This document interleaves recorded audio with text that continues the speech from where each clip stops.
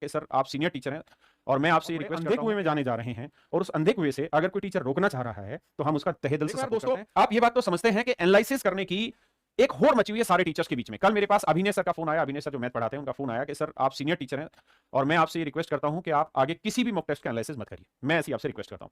मेरे प्यारे बच्चों, उनका मेरे पास फोन आया, मैंने ना तो फिर दोपहर के पेपर का मॉक टेस्ट का ना दोपहर का जो सीजल का सेकंड शिफ्ट उसका एनालिसिस किया, ना थर्ड शिफ्ट का एनालिसिस किया। मेरे दोस्तों कुछ बात उनकी बड़ी जेन्युइन लगी और उन्हीं बातों पे मैं डिस्कस कर रहा हूं। एनालिसिस करना है, सबसे पहले पता चलना चाहिए कि पेपर में क्या आ रहा है। लेकिन मेरे बच्चों इसका एक बहुत बड़ा नुकसान है और बहुत बड़ा नुकसान ये है कि सभी टीचरों में ये होड़ लगी हुई है कि भाई मेरे पास सबसे पहले पेपर के क्वेश्चन पहुंचे। अगर बच्चा 10:15 बजे सेंटर से बाहर निकल रहा है ना मेरे बच्चे, तो 10:15 बजे ही बच्चों से पेपर के क्वेश्चन कलेक्ट करे जाते हैं और 10:15 बजे ही लाइव आके यूट्यूब पे उनका एनालिसिस किया जाता है। मेरे बच्चे, मैं इस बात से, अभिनय सर की इस बात से पूर्णतः समर्थन हूं कि आज तो हालात ये है कि 10-15 पे पेपर अरेंज करवाए जा रहे हैं, क्वेश्चन अरेंज करे जा रहे हैं। कुछ समय बाद ऐसी अभी हालत होगी कि अपनी तरफ से डमी कैंडिडेट बैठाए जाएंगे और उनको बोला जाएगा कि तुम एक एक सिंगल क्वेश्चन लिख के लाओ वहां से, ताकि हम तुरंत की तुरंत उनका लाइव एनालिसिस कर सकें। और मेरे प्यारे बच्चों, ये वक्त भी दूर नहीं होगा कि अगले पेपर में यही टीचर कम्युनिटी में से कुछ लोग ऐसे होंगे जो 5-5 लाख 7-7 लाख रुपए देके और लैब में ही सेटिंग करेंगे कि उनको पेपर हूबहू पूरा मिल जाए। फिर मेरे प्यारे बच्चों लाइव एनालिसिस करें। देखिए यार, मेरा हमेशा से एक मानना रहा है कि कोई चीज आपको शुरुआत में अच्छी लग रही है लेकिन उसका परिणाम बहुत गंदा है तो हमें उस चीज में पार्टिसिपेशन नहीं करना। मेरे प्यारे बच्चों, मैं इस मुहिम में अभिनय सर को सपोर्ट करता हूं और मैं उन बच्चों को भी सपोर्ट करता हूं कि हमें किसी लाइव एनालिसिस में नहीं जाना।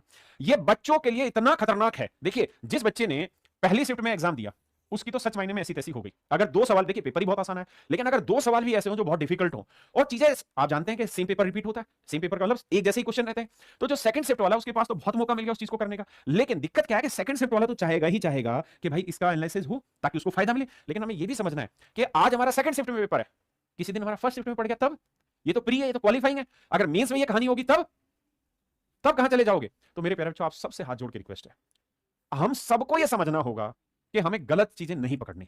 मेरे दोस्तों, पेपर लीक होने की शुरुआत है ये एनालिसिस, इसमें कोई दो राय नहीं और मैं इस बात का समर्थन करता हूं। इसीलिए मैं कोई आगे मॉक का एनालिसिस नहीं करूंगा और आपको एक बहुत बड़ी चीज बताने जा रहा हूं। अगर आप पेपर में बैठ रहे हैं तो मैं पूरा का पूरा पेपर आपको अभी दे रहा हूं, आप देखेंगे कि कितना बड़ा भ्रष्टाचार हो रहा है आज के समय में।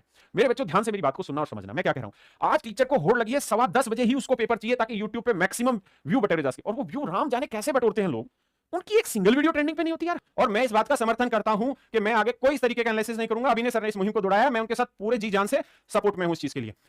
स्टूडेंट को यह बात समझनी होगी कि जो अभी मुझे अच्छा लग रहा है, जो मुझे इस समय अच्छा लग रहा है, कहीं वो मेरे भविष्य के साथ खेल तो नहीं रहा।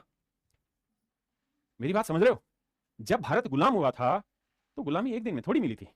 पहले तो अंग्रेजों ने धीरे धीरे धीरे धीरे मतलब धीरे धीरे धीरे धीरे धीरे क्या करते रहे, मैनेज करते रहे चीजों को। लोग खुश होते रहे कि अंग्रेज आए, अंग्रेज से हमें ये फायदा मिल रहा है, ये फायदा मिल रहा है, राजाओं को गिफ्ट मिलने लगे बड़े बड़े, ऐसे कि एक दिन लोग लैब तक पहुंचेंगे और लैब में 5-10 लाख 20 लाख पेपर सेटिंग करके और ये कोशिश करेंगे कि सबसे पहले पेपर हम मिले और हम फिर उसका एनालिसिस करें। तो मैं इस तरीके की किसी भी एक्टिविटीज को, और देखो यार, मैं ये भी नहीं चाहता कि पेपर में सवाल आया कि राम और श्याम इतने दिन में कोई काम करते हैं और मैं आपको यहां सवाल कराऊं कि ए और बी किसी काम को इतने दिन में करते हैं। बात तो वही है, कहां इधर से पकड़ो इधर से पकड़ो, पकड़ा कहां नहीं जाना है। अब बहुत सारे बच्चे मुझे भी गाली बकेंगे भाई यहाँ के कि मॉक एनालिसिस क्यों रुकवा रहे हो? भाई मैं नहीं रुकवा रहा, जिसका जो जी करे वो करता रहे, मैं किसी को मना थोड़ी कर रहा हूं। लेकिन थोड़े वक्त के बाद आपको ये चीज समझ में आएगा कि जो ये आप हग रहे हो ना, एक दिन आपके ऊपर ही आके पड़नी है चीज। और एक